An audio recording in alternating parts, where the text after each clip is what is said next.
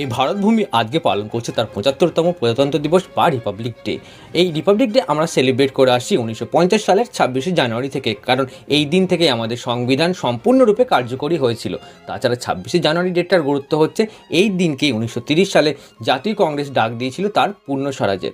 অন্যদিকে প্রজাতন্ত্র দিবস হোক কিংবা স্বাধীনতা দিবস, পতাকা উত্তোলন হচ্ছে অন্যতম গুরুত্বপূর্ণ একটা ঘটনা। যদিও আমরা বাংলায় পতাকা উত্তোলন বলে থাকি, কিন্তু এর যে অফিসিয়াল টার্ম সেটা বেশ আলাদা এবং সুন্দর, এবং উভয় আলাদা আলাদা মানুষ করে থাকে। কিন্তু প্রজাতন্ত্র দিবস দিন যে ঘটনাটা ঘটে সেটাকে বলা হয় ফ্ল্যাগ আনফার্লিং, এবং এটি করে থাকেন আমাদের দেশের রাষ্ট্রপতি। ঘটনাটা হয় দিল্লির কর্তব্য পথে, যার আগে নাম ছিল রাজপথ।